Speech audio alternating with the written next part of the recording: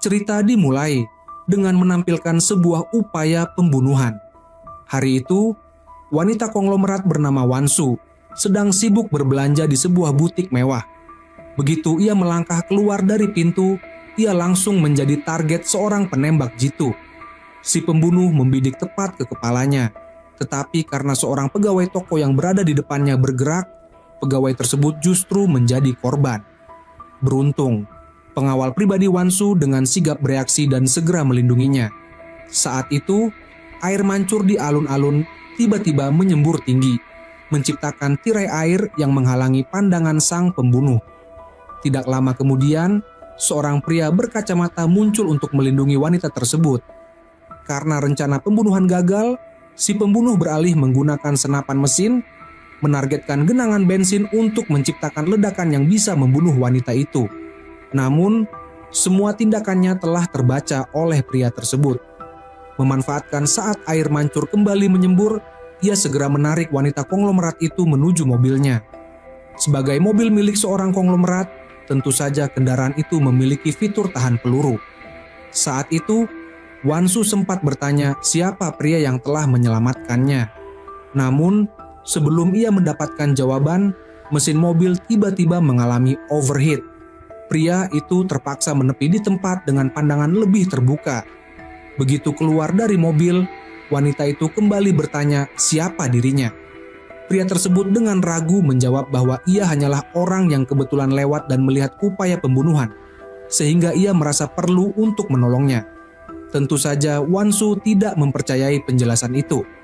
Namun, dalam situasi saat ini ia harus berpura-pura percaya.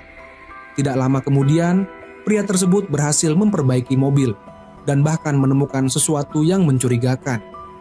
Kita sedang dilacak, jadi untuk sementara tidak bisa kembali ke kota, kata pria itu.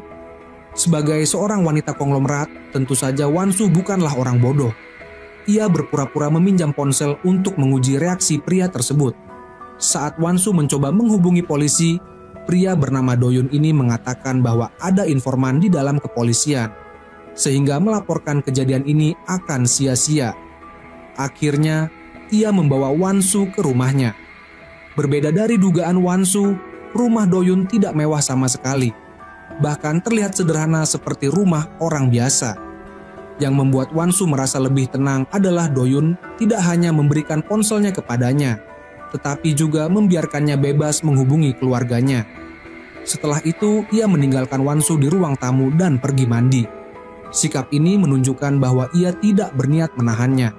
10 menit kemudian, Doyun keluar dengan tubuh basah, otot-ototnya yang kekar, membuat Wansu tidak bisa mengalihkan pandangan. Melihat luka yang belum dibalut di tubuh Doyun, Wansu dengan refleks mendekat untuk membalut lukanya. Sudah bertahun-tahun sejak terakhir kali ia berinteraksi sedekat ini dengan pria selain suaminya. Namun, berlawanan dengan pikiran Wansu, Doyun hanya dengan sopan mengambil kain basah dan menyuruhnya membersihkan noda di wajahnya. Sikap penuh perhatian ini perlahan membuat jarak di antara mereka semakin menipis. Ketika mendengar bahwa Doyun ingin membawanya ke kedutaan, Wansu tiba-tiba merasa ada perasaan kehilangan yang sulit dijelaskan. Tidak lama kemudian, Yongkuk, wakil ketua perusahaan yang juga merupakan suami Wansu, tiba di kedutaan. Namun, meskipun Yongkuk terus bertanya, Wansu tetap bersikap tenang dan tidak memberikan jawaban yang jelas. Hingga akhirnya, ketika kepala tim pengawal menanyakan tentang saksi mata Wansu tiba-tiba berbinar. Setelah memberikan kesaksiannya, Doyun pergi dengan diam-diam. Namun, saat melihat tanda tangannya pada laporan, kepala tim pengawal terkejut. Ternyata Doyun bukan hanya juniornya di akademi, tetapi juga seseorang yang sudah lama ingin direkrut oleh atasannya. Bahkan, 2 hari yang lalu, mereka telah merencanakan untuk bertemu. Kini, mereka justru bertemu dalam situasi pembunuhan yang begitu aneh dan sulit dijelaskan. Sementara itu, Wansu tetap mengadakan konferensi pers meskipun suaminya menentangnya. Di hadapan media, ia dengan tegas menyatakan bahwa dirinya telah menjadi target kekuatan-kekuatan tertentu. Namun, ia tidak takut dan akan terus memperjuangkan idealismenya. Sikapnya ini berhasil menarik perhatian publik. Akan tetapi, baik Yongkuk maupun ibu mertuanya yang merupakan ketua perusahaan, merasa sangat marah. Bahkan ibu mertuanya sampai menghancurkan televisi dan mengucapkan kata-kata menyeramkan. "Cepat bunuh dia." Keesokan harinya, Won-soo dan suaminya menghadiri pesta keluarga. Mereka adalah pasangan yang sangat terkenal di kalangan elit. Karena Jungkook bukan hanya pewaris perusahaan konglomerat, tetapi juga pemuda teladan di Korea Selatan. Won-soo bukan hanya seorang juara golf, tetapi juga seorang malaikat filantropi. Bahkan, seorang kepala suku dari suatu tempat pernah menyumbangkan 500 miliar won untuknya. Namun, pesta baru berlangsung setengah jalan. Seorang wanita bernama Tiara tiba-tiba memberi isyarat kepada Jungkook, lalu keduanya meninggalkan aula bersama. Meskipun kepala tim pengawal mencoba mencegahnya, Jungkook bersikeras bahwa ia hanya butuh 5 menit. Namun, baru 3 menit berlalu, putra dari Tiara tiba-tiba mendatangi Won-soo, mengatakan bahwa ia mencari ibunya dan merasa mengantuk. Dengan berat hati, Won-soo pergi mencarinya. Kepala pengawal berusaha menghentikannya, tetapi sia-sia. Namun, area yang dimasuki adalah tempat tinggal keluarga dalam grup perusahaan, sehingga para pengawal hanya bisa berjaga di luar. Ternyata Do-yoon di sana sudah direkrut oleh keluarga konglomerat itu untuk menjadi pengawal. Begitu melangkah ke dalam ruangan, Won-soo langsung merasakan hawa panas yang menyengat. Saat ia menyalakan lampu, pemandangan mengejutkan terbentang di hadapannya. Suaminya sedang bermesraan dengan Tiara. "Kakak, ini tidak seperti yang kau pikirkan," kata Tiara. Menghadapi penjelasan Tiara, Won-soo hanya menjawab dengan dingin, "Kalian seharusnya lebih berhati-hati agar tidak ketahuan." Makna dari kata-kata ini sudah sangat jelas, tetapi Tiara tetap bersikeras bertanya, "Jadi kakak sudah tahu sejak lama? Sejak kapan kakak mengetahuinya?" Won-soo tidak menjawab secara langsung, tetapi ia justru marah karena mereka tidak bisa membaca situasi. Di luar masih banyak wartawan. Apakah itu penting sekarang? Bagi Tiara, hal itu memang penting. Tetapi ini bukan waktu yang tepat untuk menjelaskan. Pesta telah memasuki sesi dansa, dan saat suaminya mengulurkan tangannya, Won-soo tanpa ragu meletakkan tangannya di atasnya. Diiringi tepuk tangan penuh kekaguman dari para tamu, mereka berdua tersenyum dan melangkah ke lantai dansa, menampilkan tarian pasangan sempurna. Namun, di balik senyum itu hanya Do-yoon yang tahu betapa sakitnya hatinya. Setelah pesta usai, sesuai dugaan, yang membuka pintu untuknya adalah Tiara. Ibu sedang menunggu kakak. Di dalam, ibu mertuanya yang juga ketua perusahaan sudah menunggunya. Dari cara mereka berdiri, terlihat jelas perbedaan kekuasaan di antara mereka. "Keluar, biarkan aku bicara dengannya," kata ibu mertuanya. "Ibu, aku juga punya sesuatu untuk dikatakan," jawab Tiara. "Ku katakan keluar," bentak sang ibu. Setelah hanya tinggal mereka berdua, Won-soo tidak lagi berpura-pura. Ia berjalan ke minibar dan menuangkan minuman untuk dirinya sendiri. Dengan wajah penuh amarah, ibu mertuanya melemparkan surat kabar ke arahnya. Sebagai balasan, Won-soo melemparkan gelas anggur yang ada di tangannya, diikuti dengan semua gelas lain di atas meja. "Ibu gila, ya? Kalau ada yang mau dikatakan, katakan saja langsung," bentak Won-soo. "Aku dengar kau sudah tahu sejak lama," ujar ibu mertuanya. "Maksud ibu? Ibu juga sudah tahu sejak lama?" tanya Won-soo. "Benar," jawabnya. Ternyata Tiara memang sengaja dipasang oleh ibu mertuanya untuk merayu putra sulungnya. Tujuannya adalah agar Won-soo sendiri yang meminta cerai, sehingga ibu mertuanya bisa menggunakan perjanjian pernikahan untuk menguasai sepenuhnya anak perusahaan grup. Sebelum meninggal, mantan ketua telah menyerahkan anak perusahaan yang paling berharga kepada Won-soo. Sekarang, bahkan jika ibu mertuanya ingin mengambil 1 sen pun dari perusahaan itu, ia harus menemukan cara lain. Namun, di balik wajahnya yang tampak tenang, Won-soo hanya bisa menenggak alkohol untuk meredakan kesedihannya. Ia bahkan menyuruh semua pengawalnya pergi. Saat ia berjalan sempoyongan karena mabuk, Do-yoon tiba-tiba muncul tepat waktu. "Kenapa tidak ada pengawal di sini?" tanyanya dengan cemas. Karena perbedaan status yang terlalu besar, Won-soo tidak ingin membiarkan pria itu menyentuhnya. Namun, Saat ia melangkah masuk ke dalam lift, Do-yun tidak menunjukkan niat untuk mengikutinya. Tapi begitu pintu lift tertutup, Won-soo menekan tombol untuk membukanya kembali dan memberi isyarat agar Do-yun masuk. Entah sengaja atau benar-benar karena mabuk, saat mencoba mencari kartu kamar, Won-soo malah menjatuhkan semua barang-barangnya ke lantai. Do-yun hanya bisa menopang tubuh Won-soo ke dinding lalu membantunya mengambil kartu kamar yang terjatuh. Tiba-tiba Won-soo berkata, "Haruskah aku tidur denganmu malam ini?" Melihat sang pengawal tidak bereaksi, Won-soo mengulanginya sekali lagi, "Apakah kau ingin tidur denganku?" Namun, karena pengawal tetap diam, Won-soo merasa kecewa dan melangkah masuk ke dalam kamar. Namun, sebelum benar-benar masuk, ia berpura-pura terjatuh agar bisa menarik pria itu ke dalam. Sayangnya, kartu kamar yang dipegangnya tanpa sengaja terjatuh keluar. Sementara itu, suami Won-soo semakin memikirkan kejadian malam itu dan merasa marah. Saat mabuk, ia memutuskan untuk mengetuk pintu kamar Won-soo. Pada saat yang sama, di dalam kamar, Won-soo sedang bersandar ke dinding dengan Do-yun berdiri di hadapannya. Dalam sekejap, tatapan mereka bertemu, menciptakan ketegangan di udara. Suasana semakin panas, tetapi sebelum semuanya terjadi, tiba-tiba terdengar suara ketukan di pintu. Beruntung, pakaian mereka masih dalam keadaan rapi. Saat Do-yun hendak membuka pintu, Won-soo menarik tangannya dan memberi isyarat agar tetap diam. Di luar kamar, suami Won-soo melihat kartu kamar yang terjatuh di lantai. Saat ia membungkuk untuk mengambilnya, kepala tim pengawal tiba-tiba muncul dan menghentikannya.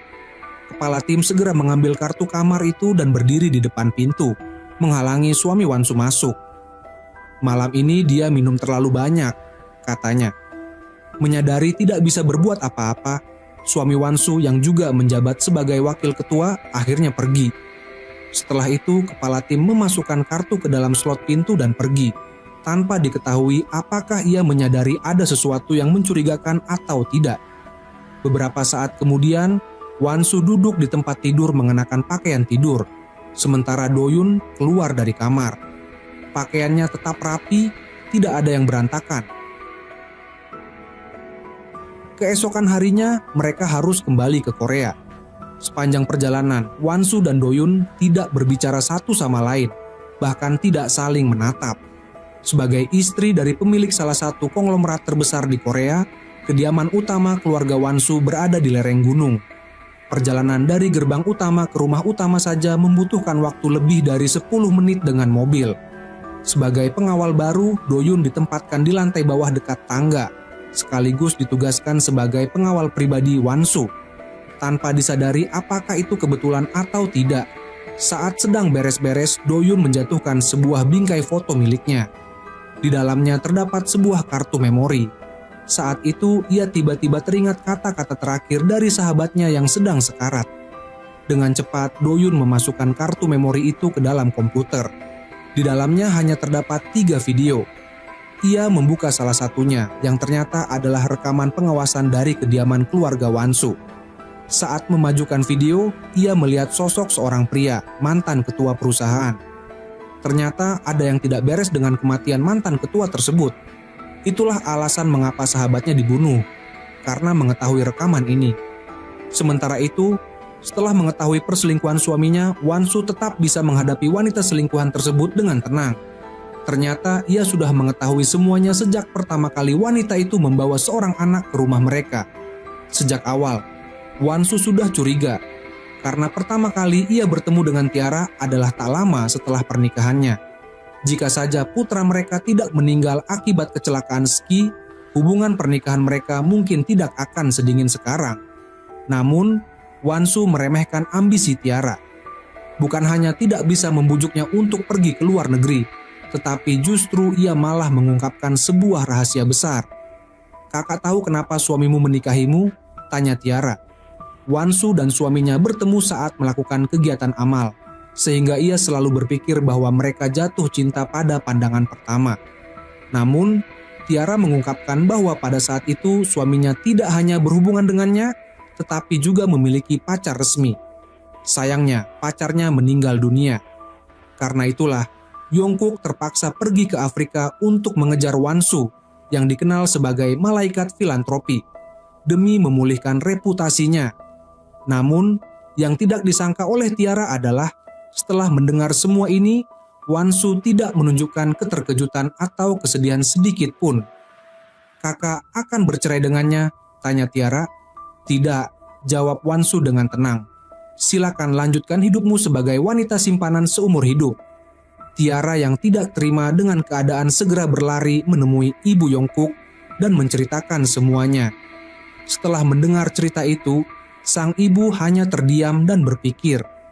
Bagaimanapun, dialah yang sengaja membawa Tiara dan anaknya kembali ke negara ini, bukan demi menjaga garis keturunan keluarga, melainkan karena alasan lain, yaitu agar Wan-su menceraikan Yongkuk dan dia bisa mengambil alih anak perusahaan mereka. Ia segera menelepon pengacara. Setelah memastikan bahwa anak Tiara benar-benar memiliki darah keluarga mereka, ia langsung meminta pengacara untuk mengatur sesi pemotretan keluarga. Besok, semuanya akan berakhir.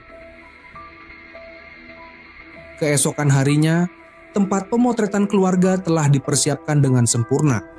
Saat sedang dirias, Wan-su merasa sedih. Tidak ada seorang pun di sekitarnya yang bisa ia percaya atau ajak berbicara. Ia hanya ingin mencari seseorang untuk mencurahkan isi hatinya. Namun, ketika tiba di lokasi pemotretan dan melihat anak kecil itu duduk di kursi, ia langsung merasa ada tujuan tertentu dari pemotretan ini. Ia menoleh ke arah suaminya dan melihat pria itu sedang menatapnya dengan ekspresi penuh kemenangan. Tidak tahan, ia segera mendatangi ibu mertuanya untuk meminta penjelasan. "Apakah hanya karena aku tidak mengizinkanmu menggunakan uang perusahaan, maka kau harus mengungkap urusan keluarga secara terang-terangan seperti ini?" Namun, ibu mertuanya justru membahas anak laki-laki Wan-su yang telah meninggal. Ia mengatakan bahwa dulu Wan-su sendiri yang tidak ingin mengumumkan kematian putranya dan hanya memberitahu orang-orang bahwa anak itu sedang belajar di luar negeri. Sekarang, menurutnya, inilah waktu yang tepat untuk menggantikannya. Kata-kata ibu mertuanya membuat Wan-su merinding. Wanita itu tidak hanya ingin anak Tiara diterima dalam keluarga, tetapi juga ingin menggantikan posisi mendiang anaknya. Bagaimanapun juga, pemotretan keluarga tetap harus dilakukan hari itu. Dengan perasaan putus asa, Wan-su duduk di depan kamera dengan ekspresi hampa. Namun, yang membuatnya benar-benar bertekad untuk melawan adalah ketika ibu mertuanya menempatkan anak itu di kamar putranya yang telah meninggal, bahkan memerintahkan pengurus rumah untuk membuang semua barang peninggalan putranya. Wan-su hanya ingin menyendiri. Namun, rasa sakit dan kemarahannya begitu besar sehingga ia mengemudi dengan kecepatan tinggi. Ketika hampir keluar dari gerbang, ia hampir saja mengalami kecelakaan. Beruntung, Do-yun tiba tepat waktu. Tanpa berkata apa-apa, ia masuk ke dalam mobil. Meskipun Wan-su berkali-kali memintanya untuk turun, Do-yun tetap diam, seolah-olah tidak mendengar. "Tugasku adalah melindungimu," katanya. "Aku hanya ingin sendirian. Kalau begitu, anggap saja aku bukan manusia. Anggap saja kau sendirian di sini." Harus diakui bahwa hubungan mereka sudah lebih dari sekadar atasan dan bawahan. Akhirnya, Wan-su mengalah. Malam itu sebenarnya tidak terjadi apa-apa.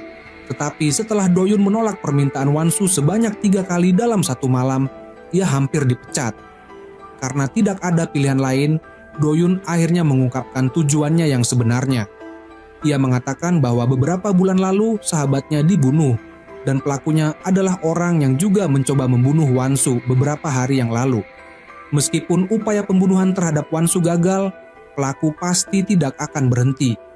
Karena itulah Do-yun memilih untuk melindungi Wan-su, yang sebenarnya adalah bagian dari rencana balas dendamnya. "Dari sekarang, jangan percaya siapapun. Tetaplah berada di sisiku, aku akan melindungimu," katanya dengan tegas. Do-yun berpegang teguh pada janjinya. Namun, ketika melihat Wan-su membersihkan pasir dari kakinya, ia tiba-tiba berlutut dan mengelap kakinya dengan sapu tangan. Tindakan itu jelas melampaui batas seorang pengawal. Begitu menyadari apa yang terjadi, Wan-su segera memperingatkan Do-yun untuk tetap dalam batasan tugasnya. Hari itu, Wan-su tidak ingin pulang ke rumah suaminya. Sebagai gantinya, ia pergi ke sebuah villa